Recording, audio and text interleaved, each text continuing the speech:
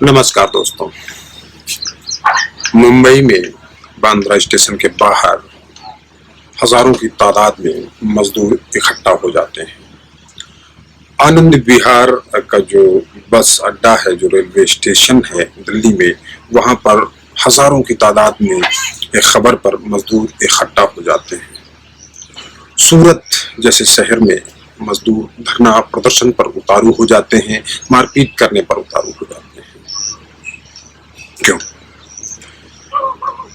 हमने 21 दिन का लॉकडाउन किया और उसके बाद इस लॉकडाउन को फिर से एक्सटेंड किया। इस दौरान लॉकडाउन अनाउंस करने के दौरान, घोषणा करने के दौरान इस बात को कंसीडर क्यों नहीं किया जा सका कि बड़ी संख्या में जो दूसरे शहरों से आर्थिक केंद्रों में आए हुए लोग हैं वो परेशान होंगे, उनके पास कैश फ्लो नहीं होगा, उनके पास कैश रिजर्व नहीं होगा और उन्हें 2 जून की रोटी भी नसीब नहीं होगी। और खासकर लॉकडाउन का जो उद्देश्य है वो उद्देश्य इस भीड़ के नीचे दबकर कुचल जाएगा। तो ये कंसीडरेशंस क्यों नहीं हुए, उसके क्या मूल कारण रहे, ये समझते हैं। देखिए कि जाहिर है दूसरे शहरों से, छोटे शहरों से जहां पर रोजगार के मौके कम हैं, या गांवों से भारत की 75% से ज्यादा आबादी आज भी गांवों में बसती है।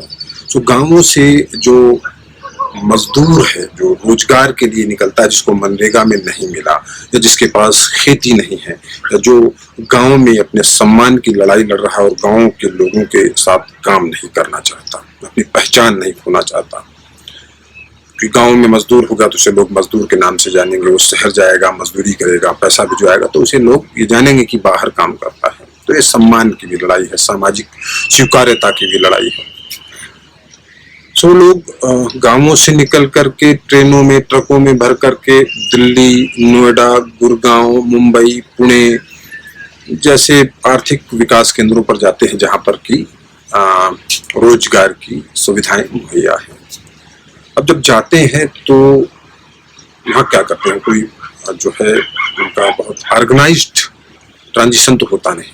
जब ऑर्गेनाइज्ड ट्रांजिशन नहीं होता तो उनका जो रजिस्ट्रेशन है, जो लेबर कार्यालय है, जो यहाँ का मजदूरों को ध्यान रखने वाली जो लेबर कमीशन होती है, उसमें रजिस्ट्रेशन नहीं होता।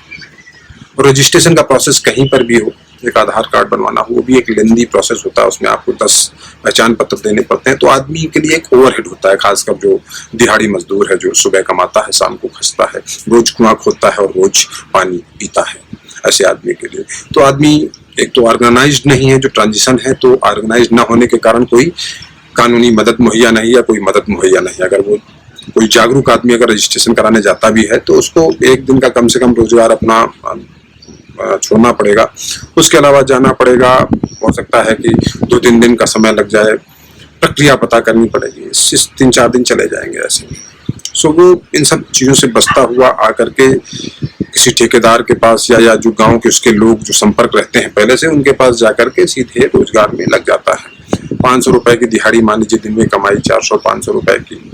तो नोएडा और दिल्ली के खर्चे जो हैं, आप समझते हैं कि यहाँ हर चीज ग्लोबल प्राइस पर है, तो आटा दाल में ही सब जो है निकल जाता है। और किसी ने दारू पी ली तो अलग है। और जो रहते हैं वो आप देखिएगा कि ऐसे घरों में रहते हैं। तो दिखाऊं कि आप पीछे अगर देख पा रहे हो तो ये जो घर है, ये जो घर बने हुए हैं यहाँ पर, ये सब ये बिल्डिंग बन रही, बिल्डिंग के साथ साथ घर बन रहे, सब जो है मजदूर हैं जो आए हुए हैं बाहर से। यहाँ पर आप देखिएगा दीवार से सटे हुए जो भी घर बने हुए हैं, दीवार से सटे जो भी घर बने हुए हैं, ये सब के सब मजदूर रहते हैं। अब कुल मिला के उनका जीवन स्तर तो बहुत अच्छा होता नहीं है। बीमार हो गए तो किसी झोला छाप डॉक्टर के पास गए, दवा ले ली, और इसी तरह से काम चलता रहता है।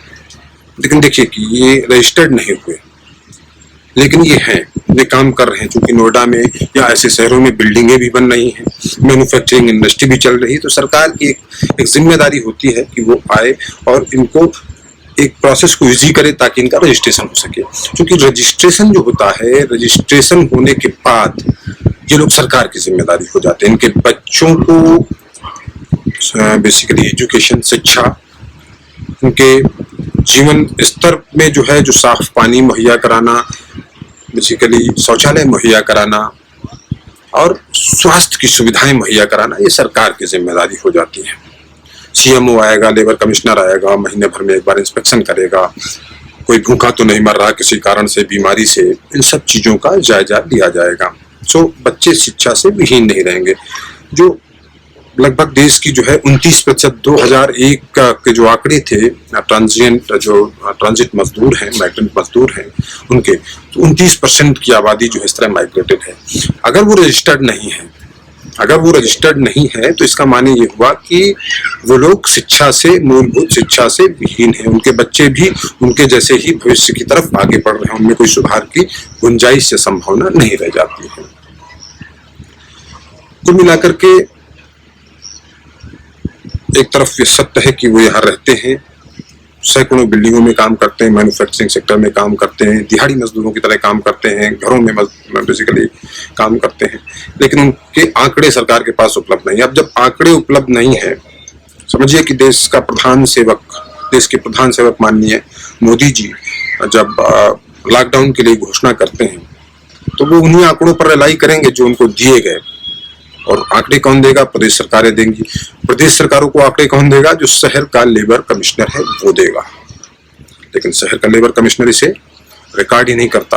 उसकी कोशिश होती है कि कम रहे, जो किताब में है उसके अगेंस्ट उसे कार्रवाई करनी है, और जो किताब में नहीं है वो नाजायज। सो ये आंकड़े जो है एक जानबूझकर एक तय रणनीति के तहत एक्सक्लूड किए जाते हैं। जैसे थाने में एफआईआर लिखाने के लिए आपको जद्दोजहद करनी पड़ेगी, सामाजिक प्रभाव का, राजनीतिक प्रभाव का इस्तेमाल करना पड़ेगा, उसी तरह और बाकी देखिएगा जो अपराध की दर होगी वो जो एफआईआर लिखी होगी उसके आधार पर कैलकुलेट की जाएगी। तो बहुत सारा जो अपराध जो है अनकाउंटेड रह जाता है क्योंकि लिखा ही नहीं जाता। तो उसी तरह जो मजदूर आते हैं, मजदूरों के आंकड़े नहीं दर्ज होते। किताबों में दिखा दिया जाता है कि भाई 50 मजदूर हैं, जहां 10,000 मजदूर काम कर रहा है वहां 100 मजदूर 200 मजदूर दिखा के इतिश्री होती आती कर्तव्यों की। और यही कारण है कि जब प्रधानमंत्री ने, देश के प्रधान सेवक ने लॉकडाउन को अनाउंस किया तो आप ये मान लीजिए कि उनके पास आंकड़े नहीं थे। और अगर आंकड़े होते तो मुझे यकीन है कि जिस तरह का नेतृत्व है उनका, जिस तरह की विचारधारा है उनकी, उन्होंने इस बात को पहले ही कंसीडर कर लिया होता कि जिस तरह प्रधान सेवक ने अन्य देशों की तुलना में पहले ही कदम उठाते हुए लॉकडाउन की घोषणा की और भारत को लगभग सुरक्षित रखा, किंतु फिर भी केसेस बढ़े थोड़े बहुत, और वो जो है हमारी आपकी लापरवाही है, उसमें प्रधान सेवक केवल अपील कर सकते हैं, जिम्मेदारी हमारी है। लेकिन एक चीज रह जाती है जो ये है कि इन मजदूरों का जो पलायन हुआ अचानक, दिल्ली के रेल जो आनंद विहार अचानक मजदूर उमड़ पड़े, मुंबई में लोग मारपीट करने लग गए, और इसी तरह बहुत सारी जगहों पर जो लोग फंसे हुए लोग पैदल चले गए। मतलब आप देखिए कि यहाँ से कोई बिहार पैदल चला गया, नोएडा से, अपने बीवी बच्चों को लेके सामान सर पे रख करके, इतनी जो है शिद्दत के साथ उसको मेहनत करनी पड़ी होगी। हमारे यहाँ जो जांच आयोग बनते हैं इन सब चीजों के लिए कि रजिस्ट्रेशन हुआ कि नहीं हुआ, वो इतनी शिद्दत से काम नहीं करते। वो जो है इतने दिनों में भी चलते हैं लेकिन कहीं पहुंच ही नहीं पाते, मंजिलें उनकी कहीं होती ही नहीं है।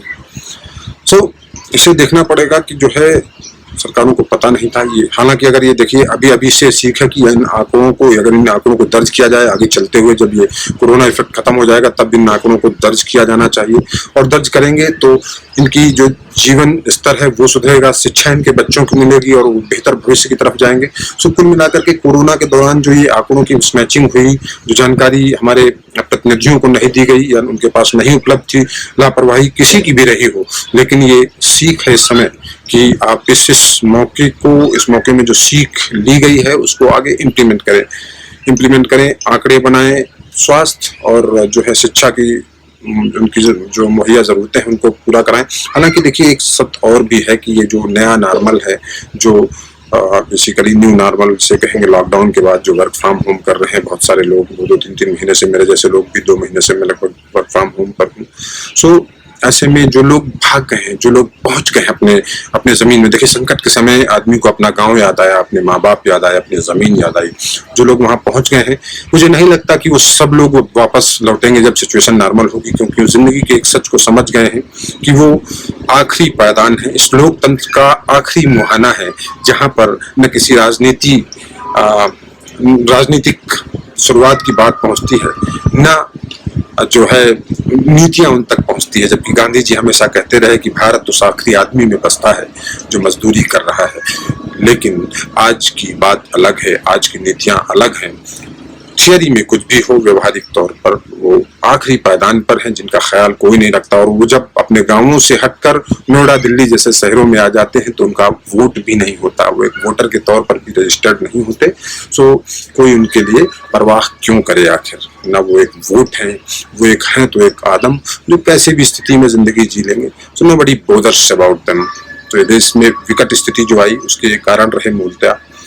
आगे इनमें सुधार होगा, माननीय प्रधानमंत्री जी, माननीय मुख्यमंत्री जी इस चीज पर ध्यान देंगे तो संभवतः आगे बेहतर भविष्य के लिए हम लोग चल सकेंगे। शुक्रिया।